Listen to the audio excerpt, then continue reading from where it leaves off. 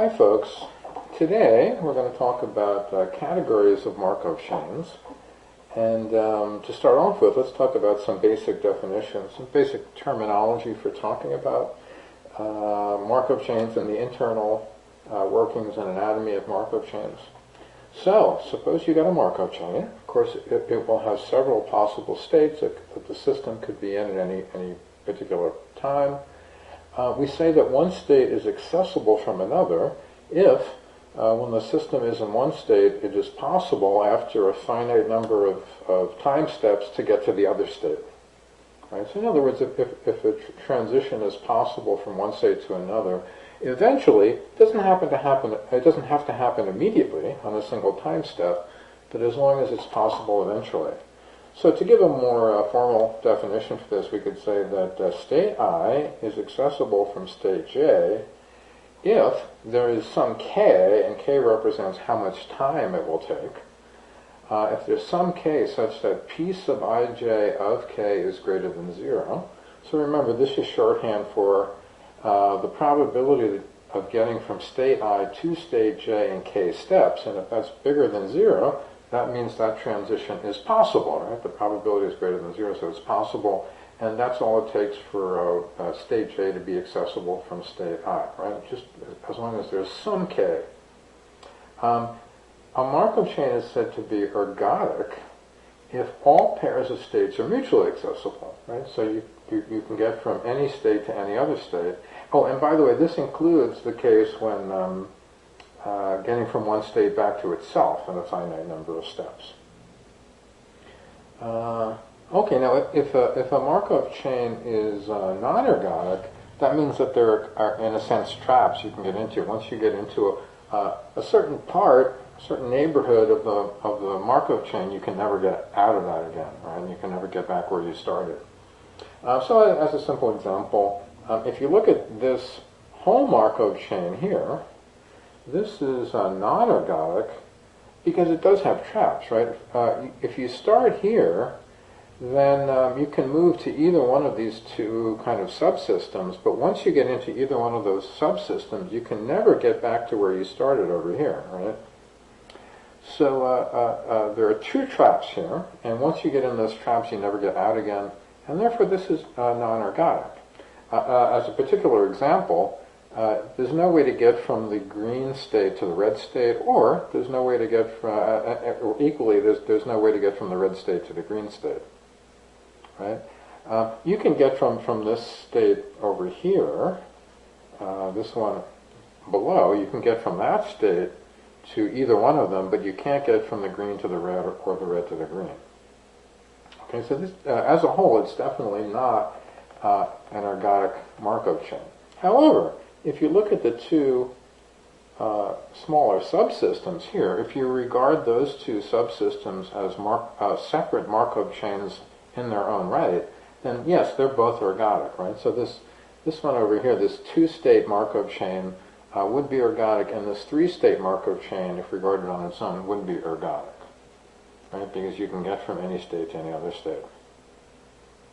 In fact, in both those cases, you can get from any state to any other state immediately in one step, although that's not strictly necessary for a system to be ergodic.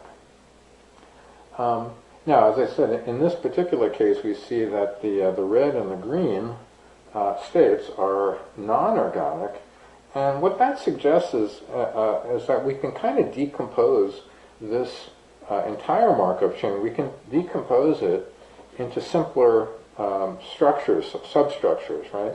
So what we could say is, if you look at the green circles down here, right, we've got, there's three green circles. We could think of them as the kind of the trapping states, right? That we've got the starting state, and then we've got the two traps, one here and one here.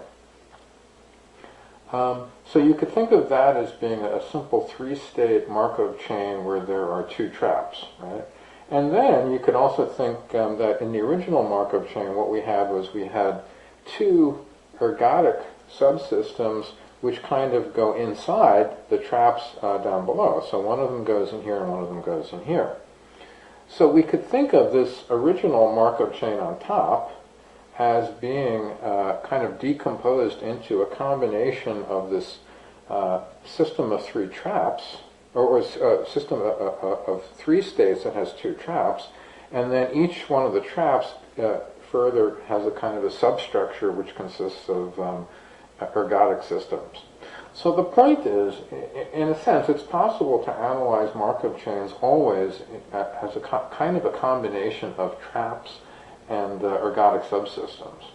And for that reason, we're actually going to focus our attention and develop theory for analyzing ergodic Markov chains and for analyzing traps.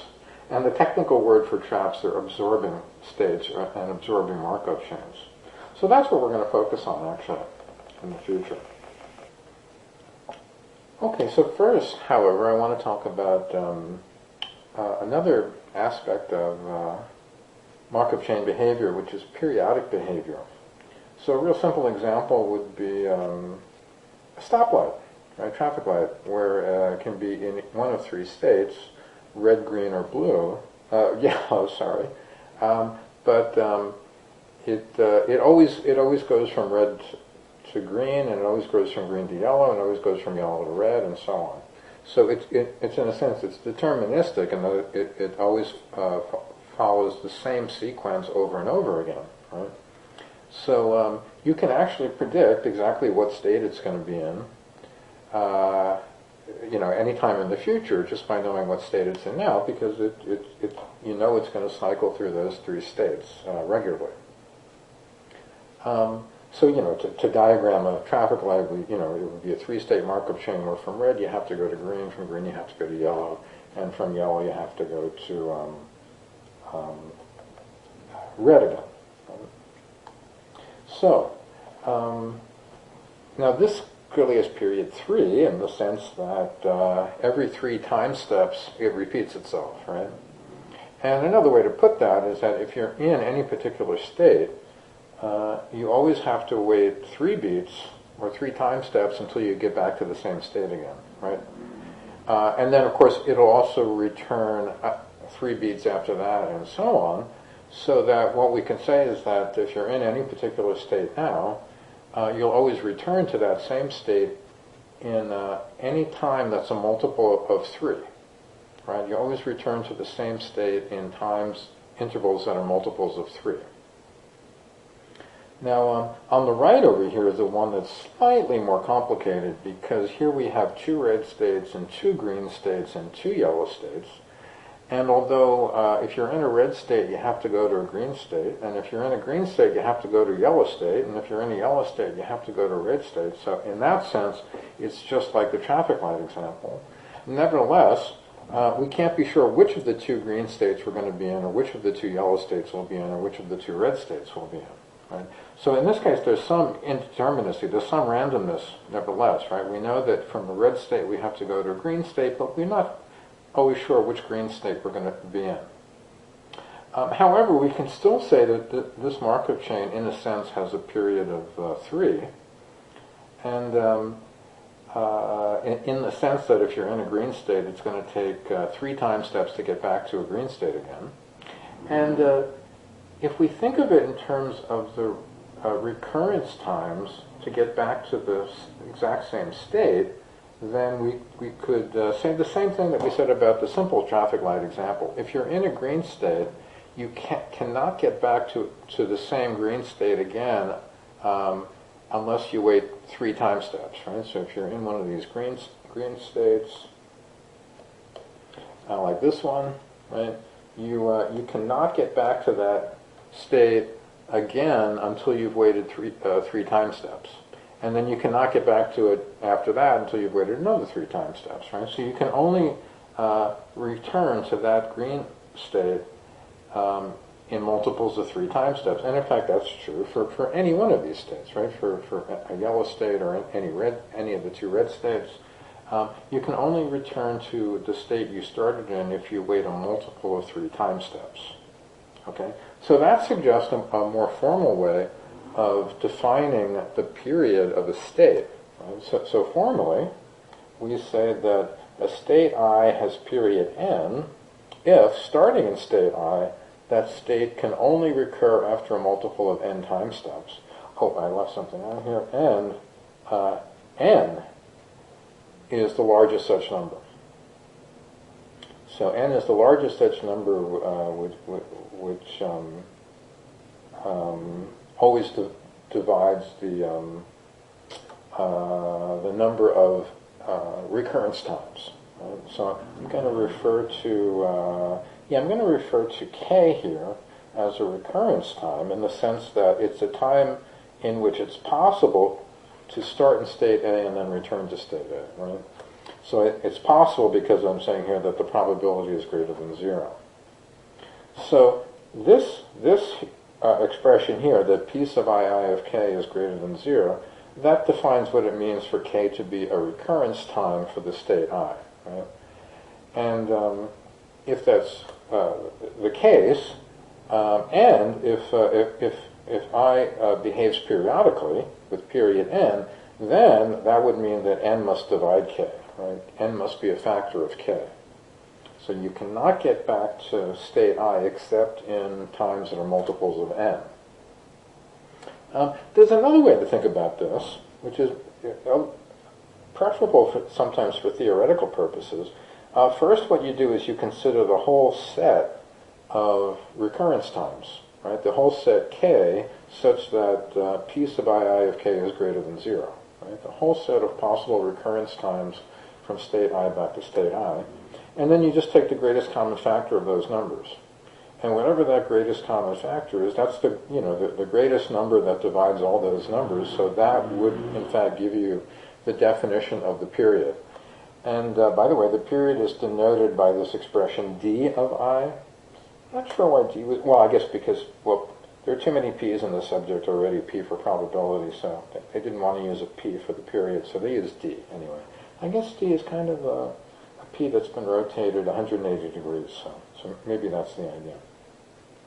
By the way, it's possible, in some cases, you might have a Markov chain in which it's impossible to get back to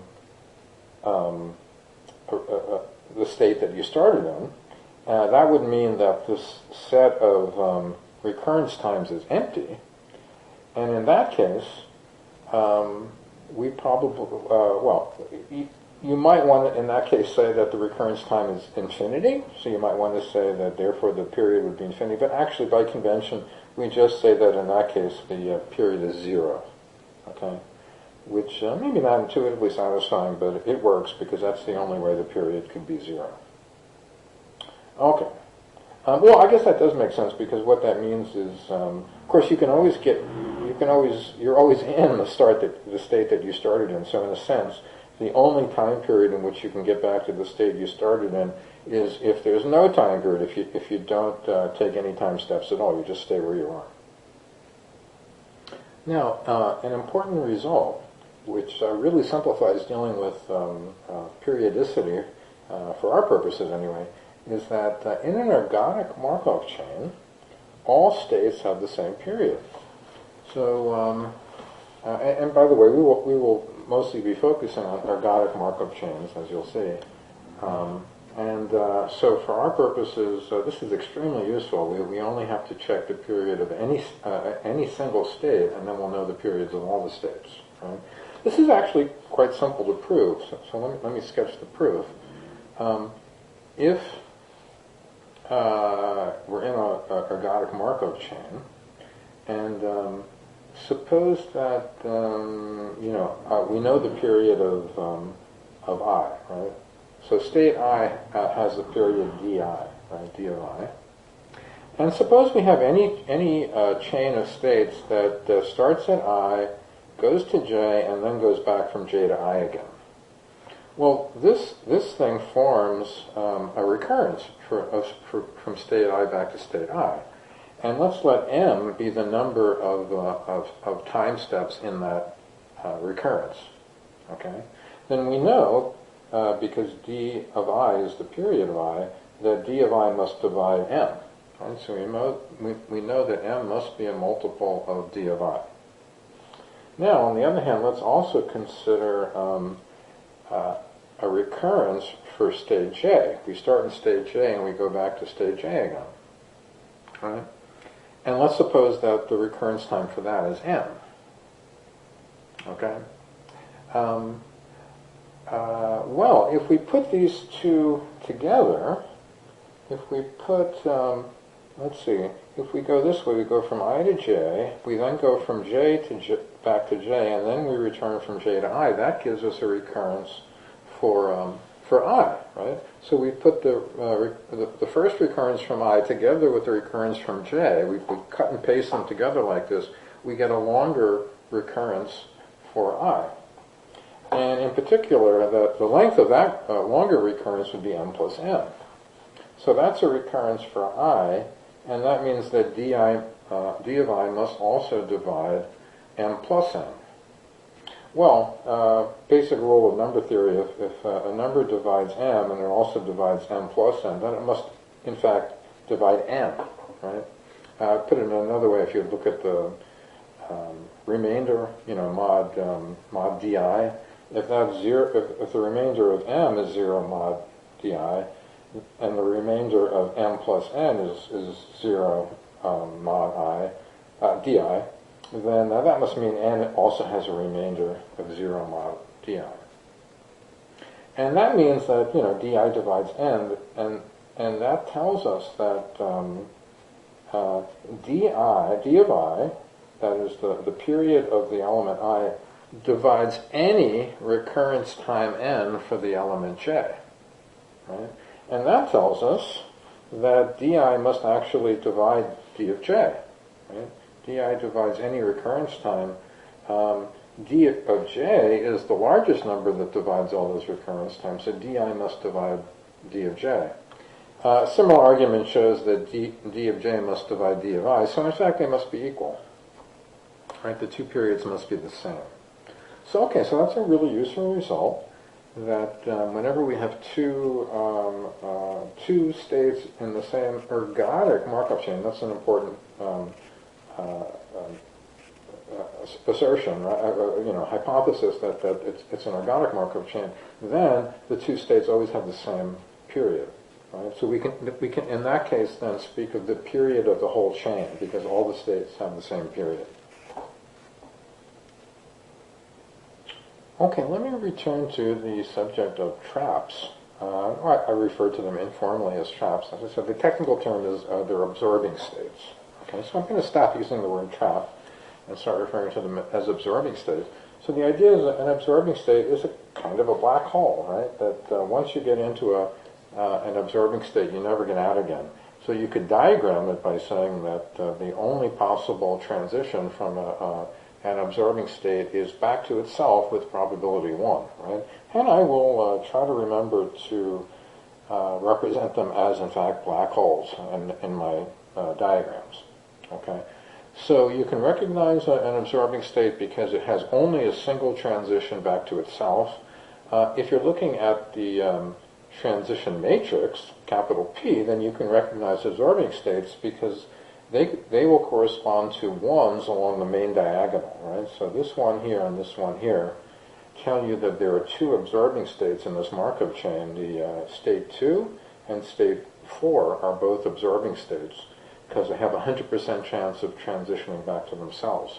Notice that there's also one here, but since it's not on the main diagonal, it doesn't represent a transition from the state back to itself, so that does not represent an absorbing state, okay? So this transition matrix here represents a Markov chain that has two absorbing states, right?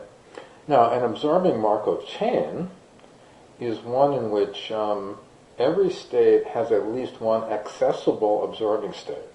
So in other words, no matter where you start, it is always possible to end up in an absorbing state.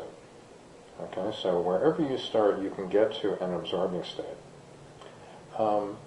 If that's the case, and if you just let the Markov chain run forever, then no matter how small some of those transition probabilities may be, if it's possible to get to an absorbing state, then it is certain that you will eventually, or the system will eventually get into an absorbing state.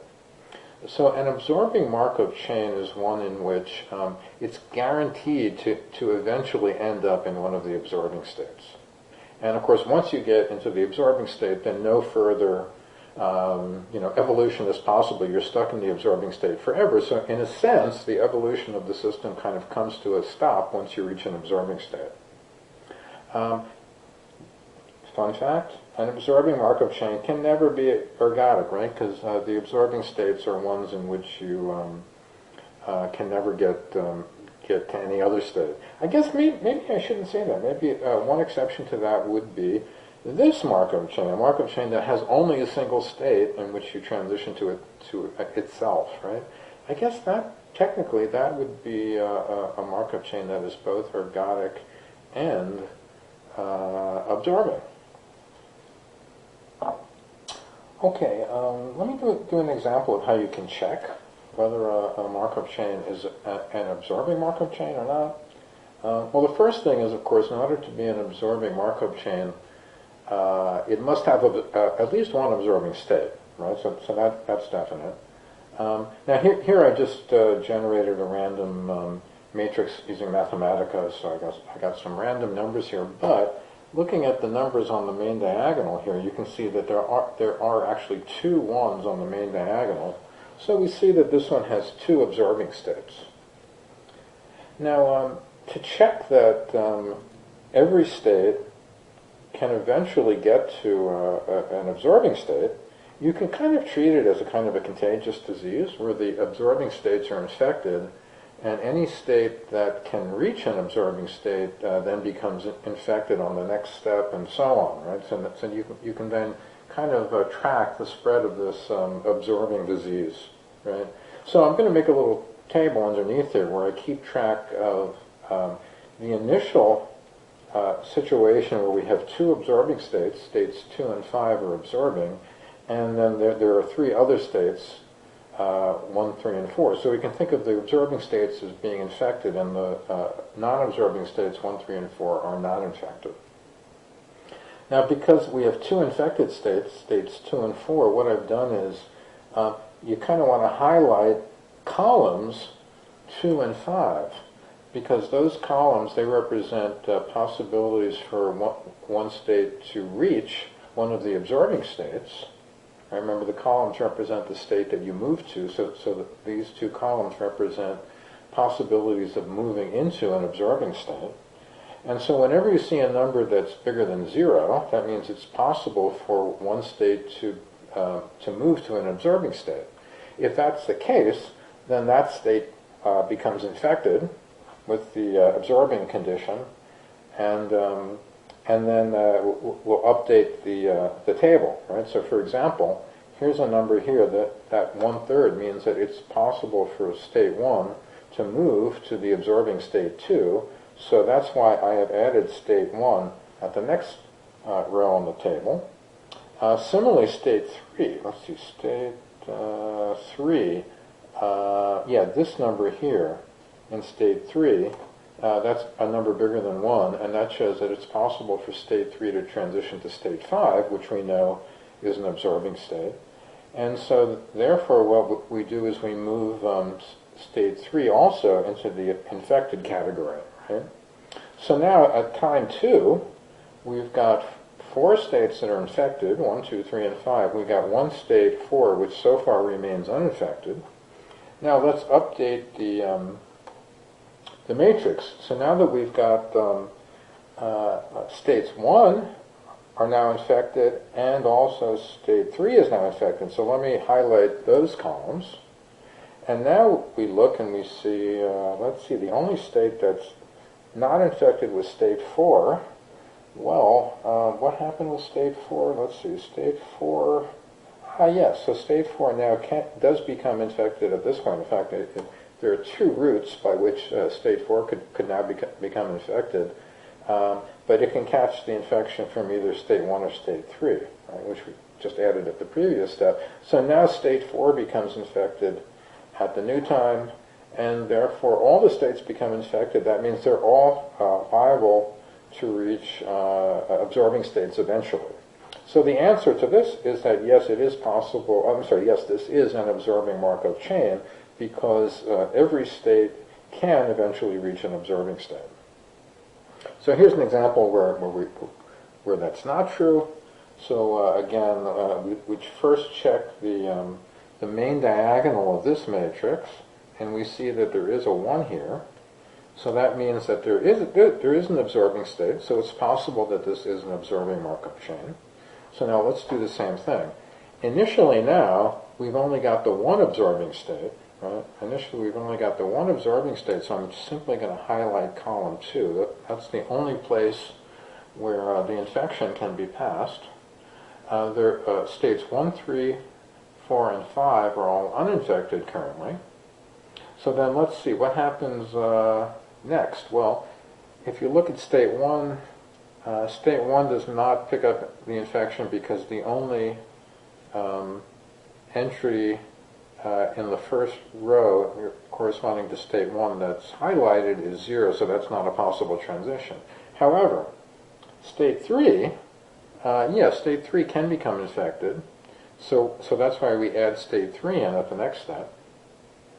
On the other hand, states 4 and 5, these are zeros, so they cannot become infected, so they remain uninfected. So, after the next time stage, we find that 3 has now become infected, but 1, 4, and 5 are still uninfected. So now we add 3 to the infected columns. Now we've got 2 columns that are highlighted. And now we ask, well, can 1, 4, or 5 become infected now? Well, actually, no, because 1, 4, and 5, they have all zeros in the infected columns, so they cannot become infected. They still cannot become infected. And so at the next time step, we have exactly the same situation we had previously. There are no new infections.